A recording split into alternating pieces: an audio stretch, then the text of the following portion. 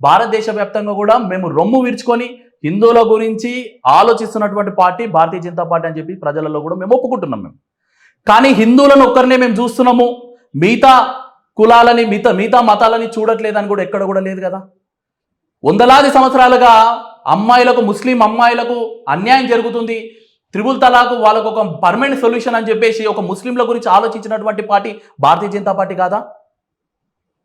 ఈరోజు కరోనాలో మొత్తం భారతదేశ వ్యాప్తంగా కుప్పలాది మందిగా చనిపోతున్నారు. ప్రపంచం మొత్తం కూడా చేతులు లేపేసింది.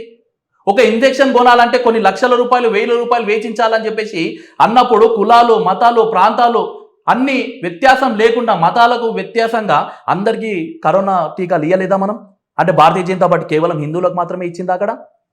ఈరోజు 370 ఆర్టికల్ ద్వారా అక్కడ ఉన్నటువంటి ఉగ్రవాదం అంతా కూడా ముస్లింలని, క్రిస్టియన్లని, హిందువులని అంతా కూడా ఊచకోత కోసినటువంటి సందర్భంలో ఆ యొక్క 370 ఆర్టికల్ని రద్దు చేసి అక్కడ మతాలకు భిన్నంగా మనం అక్కడ అందరికి కూడా న్యాయం చేయగలిగినాం కదా. ఈరోజు కరోనా వ్యవస్థలో ఉన్నప్పుడు ప్రతి ఒక్కరు కూడా ఆకలి చావులు చావొద్దని చెప్పేసి నరేంద్ర మోడీ గారు ఉచితంగా బియ్యాన్ని, రేషన్ని ప్రతి ఒక్కరికి ఇచ్చిరు. ఎక్కడ కూడా హిందువులకు మాత్రమే అని చెప్పేసి బియ్యం అని ఎక్కడ చెప్పిరా? అదేవిధంగా ఈరోజు ఏ పథకం చూసుకోండి. ఈరోజు తెలంగాణ చూసుకుంటే కళ్యాణ లక్ష్మి ఒకవైపు, అదేవిధంగా షాది ముబారక్ ఒకవైపు. అదేవిధంగా మీరు ఎక్కడ ఏ ప్రభుత్వాలను చూసుకొని బీజేపీ కాకుండా వేరే ఏ ప్రభుత్వం అయినప్పటికీ కూడా పథకాలన్నింటిని కూడా మతాల వారీగా విడదీసి ఇస్తున్నటువంటి పథకాలే. కానీ ప్రపంచంలో ఒకే ఒక పార్టీ భారతీయ జనతా పార్టీ అందరికీ సమానమైనటువంటి హక్కులని, సమానమైనటువంటి పథకాలను ఇస్తుంది కేవలం భారతీయ జనతా పార్టీ మాత్రమే. ఇక్కడ లౌకికవాదం ఎవరికి ఉంది, ఇక్కడ మతతత్వం ఎవరికి ఉంది అని చెప్పేసి ఆలోచించాలి. అసౌద్దీన్ మాట్లాడతాడు బీజేపీ మతతత్వ పార్టీ అని చెప్పేసి.